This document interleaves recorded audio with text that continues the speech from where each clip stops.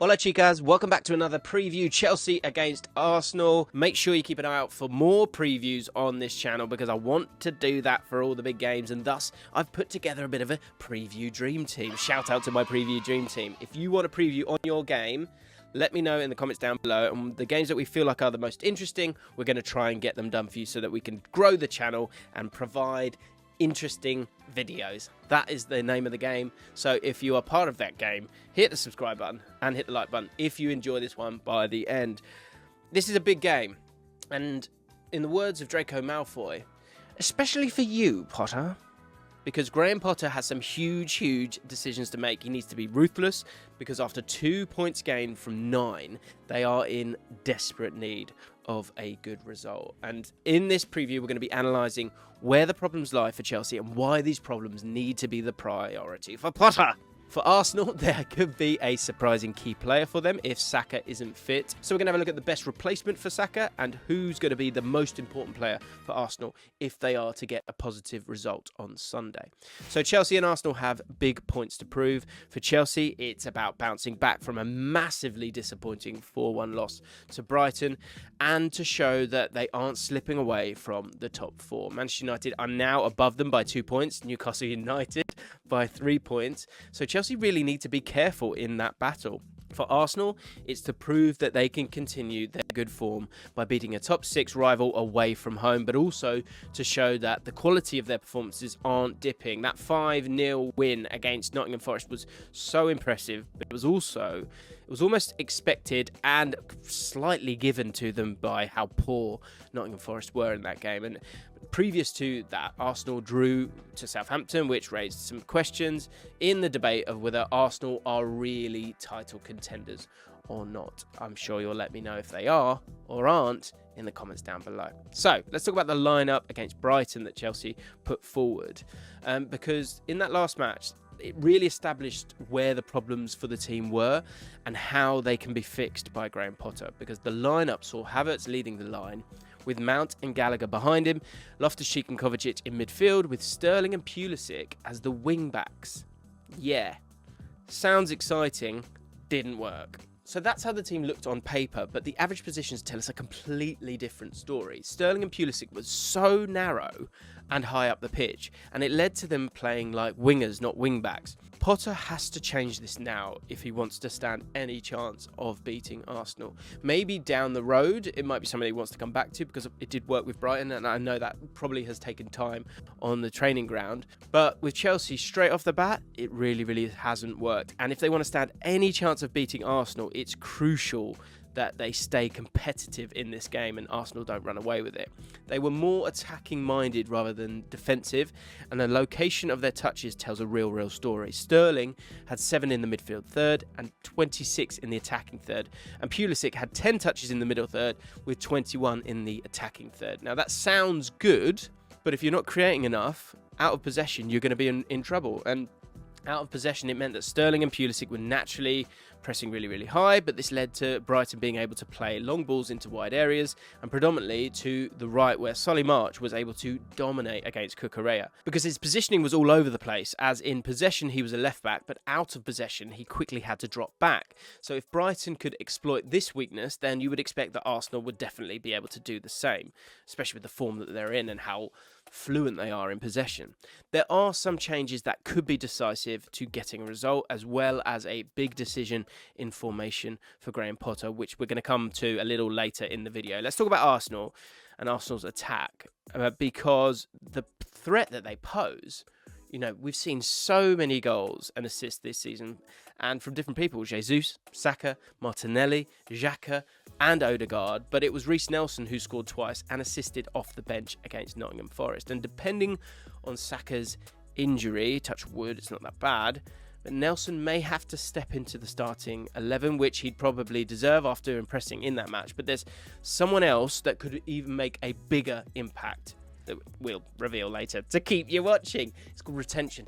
So stopping Arsenal's attack, if Chelsea are to stop the scintillating attack of those sweet Gunners, then the match they need to analyse the most is that 1-1 draw against Southampton. So Southampton set up in a 4-4-2 and they allowed the defence to keep possession if the fullback wanted too much time on the ball or they passed into the midfield, then that was where Southampton were really, really aggressive and had multiple players press to create that difficult scenario for Arsenal. Which leads us to the midfield battle. And it always is, isn't it? It's a battle. It's not a frisson. It's a battle. So Chelsea's best chance of stopping Arsenal's skillful forwards is by playing a 3-5-2 or a 3-5-1-1, which Graham Potter used against Brentford. This will allow them to have more men in midfield where they need to be aggressive to stop Arsenal being dominant in the attacking third. Potter experienced a midfield overload against Manchester United, so having that trio of Jorginho, Kovacic and Mount should stop that from happening again. Is it time to be ruthless with Cucurella? What will be really, really interesting is whether Potter decides to stick with Cucurella as the left-sided centre-back or if he opts for Azpilicueta on the right instead. Alternatively, he could have none of them if Koulibaly is back in the team after his injury, but that'll be a huge decision for him to make. In my opinion, Ben Chilwell has got to come into the starting lineup.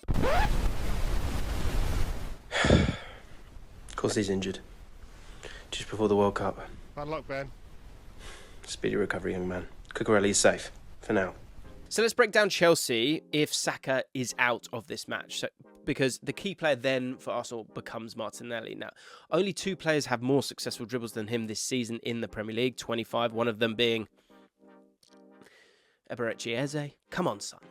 And for all the talk of Chelsea attempting to not leave so much space in behind, there will be moments where Arsenal can capitalise on Chelsea pushing high up the pitch like Brighton did. Of course, this is a home game for Chelsea, so they will look to attack and utilise the crowd. So they should look to play direct passes to Martinelli whenever possible to exploit that space, and that is where Martinelli can be deadly. So when it comes to that Saka injury, the early reports have suggested it's not as bad as it seems, so that's going to be a massive boost for Arsenal and England. If he is out, then it does change the dynamic of the team. Reece Nelson was able to perform well off the bench against Nottingham Forest, but it would be a slight risk to suddenly throw him into such a big match. The safer option would be Fabio Vieira, who has started all their Europa League matches, as well as one league match where he grabbed a goal. Although Arsenal lost to PSV 2-0, Fabio Vieira was able to have a really good performance with 6 passes into the penalty area, 2 key passes and 1 dribble completed.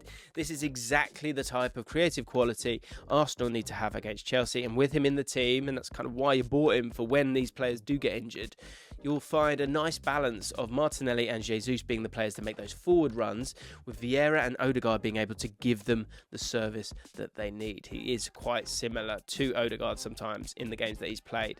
Ultimately, Saka could start and none of this will be relevant, but remember, this is where you heard it first if it does occur, okay? So what is the potential fallout? As I said, I know because we're doing this little play on words here again, potential fallout, because of course the fallout will be out on Monday for all your reactional needs. Let's just move on, shall we?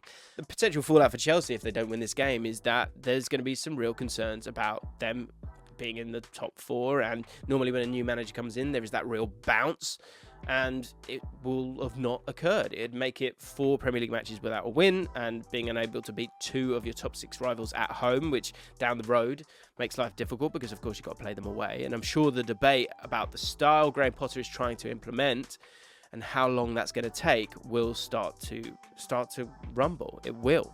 On the other hand, the fallout for Arsenal could focus on their results away at top 6 clubs. The only top 6 team Arsenal have played away from home this season so far is Man United, which ended in a 3-1 loss despite them playing pretty well throughout. So this match will be quite insightful to see if they have progressed since that match. It can't be underestimated how big of a win this would be for Arteta if they are to continue fighting for the league title, because everyone sees that finish line of the World Cup in sight and that break. And if Arsenal can get there, top of the table, then that just gives them such an exciting amount of expectation, but also momentum and probably more than anything, belief going into the restart at the end of December. Prediction time for me, prediction time for you. Let us know in the comments down below. I'm going to go with a think it's going to be 1-1, you know, because I think Arsenal will impress. Maybe 1-1, could even be a 2-2, but I'm going to stick with 1-1. I think they might cancel each other out that little bit. I think if Saka isn't available to play, that could hurt them that little bit because they have just been so fluent in terms of their movements. And I think Graham Potter, I do back him as a manager, and I think he'll be able to find solutions to make tweaks when it comes to this game, especially with the fact that they were already through when it came to the Champions League this week. It would have been their focus. So I think they'll cancel each other out that little bit. It'll be a 1-1 draw, and both teams will actually be okay with that. Let me know what you think in the comments down below. Hit the like button, hit the subscribe button, and let me know which previews you want for next week's games.